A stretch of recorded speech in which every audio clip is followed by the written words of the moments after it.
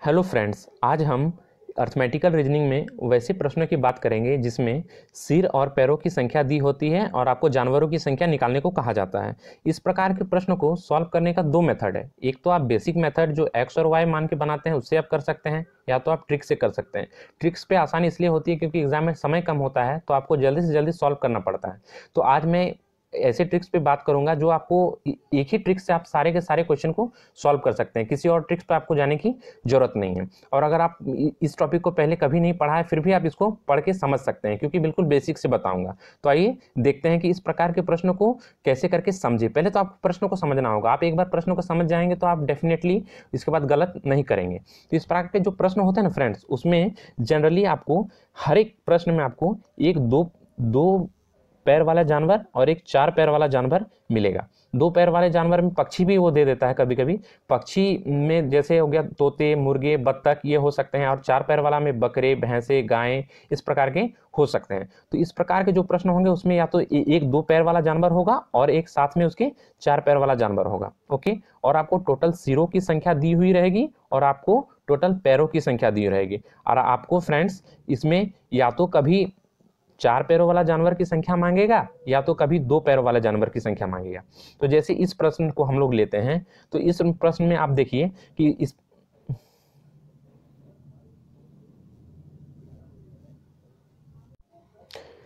प्रश्न को हम लोग देखते हैं। तो इस प्रश्न में जैसे दिया गया है कि एक किसान के पास कुछ मुर्गे और कुछ बकरे हैं। ओके, यदि कुल सिरों की संख्या 48 है, टोटल सिर 48 दिए गए हैं, और कुल पैरों की संख्या 140 है, टोटल पैर 140 दिए गए हैं, और तो उसके पास कुल कितने बकरे हैं। ओके, तो फ्रेंड इस प्रकार के जब क्वेश्चन देते हैं ना, उस क्वेश्चन में आपको सबसे ज़्यादा फोकस इस लास्ट लाइन में करना है कि ये क्वेश्चन निकालने क्या बोला है। या तो इस जगह आप मिस्टेक नहीं कर सकते। अगर इस जगह आप मिस्टेक करेंगे तो आपका पूरा क्वेश्चन गलत हो जाएगा।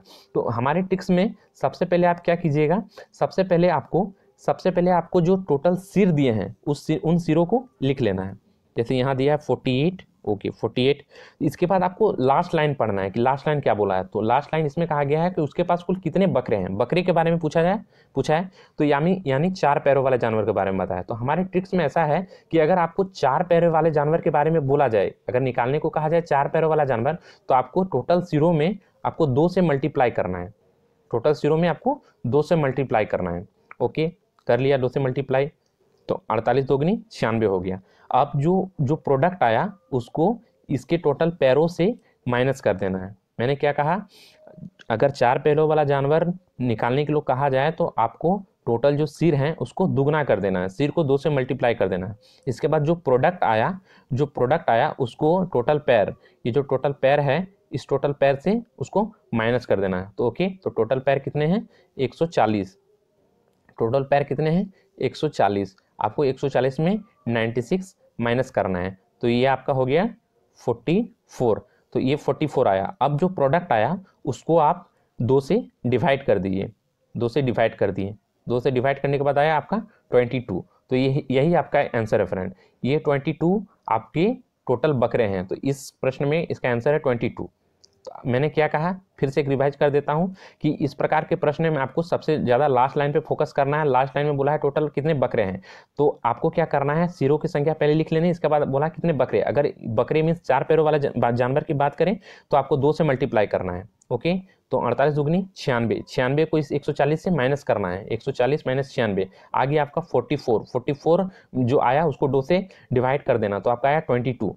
तो आपका आंसर हो गया 22। अगर इसी प्रश्न में फ्रेंड अगर इस बकरे के जगह अगर आपको बोल देता कितने मुर्गे हैं, ओके, कितने मुर्गे पूछ देता कि आपको कितने मुर्गे हैं, तो आपको करना क्या होता कि ये जो फिर वही ट्रिक हम लोग का 48 जो है टोटल सिर, अब टोटल सिरों की संख्या लिखेंगे।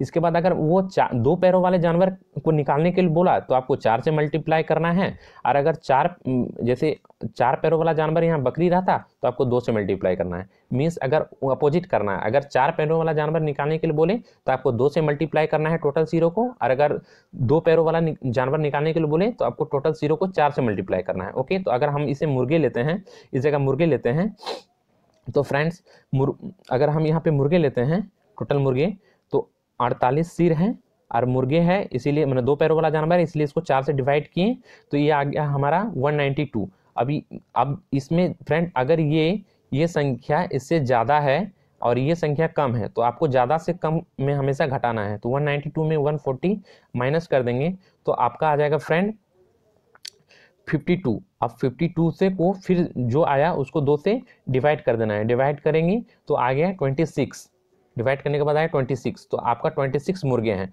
तो इस प्रकार के प्रश्नों को चेक करने का फ्रेंड एक तरीका है कि आप जो जैसे में हम लोग का कितना आया उसमें 22 आया आपका बकरों की संख्या और 26 आया आपका मुर्गों की संख्या, तो दोनों को अगर जोड़ के अगर टोटल सिर के बराबर आ जाता तो आपका आंसर सही है। जैसे 6 2 8 2 2 4 तो टोटल 48 आ गया, दोनों को जोड़ के 48 सिर है क्योंकि एक मुर्गा पर एक सिर और एक बकरे पर एक सिर, तो टोटल जो संख्या है उस पर सिरों की संख्या बराबर हो तो आपका आंसर सही है। आई होप आपको समझ में आ रहा है।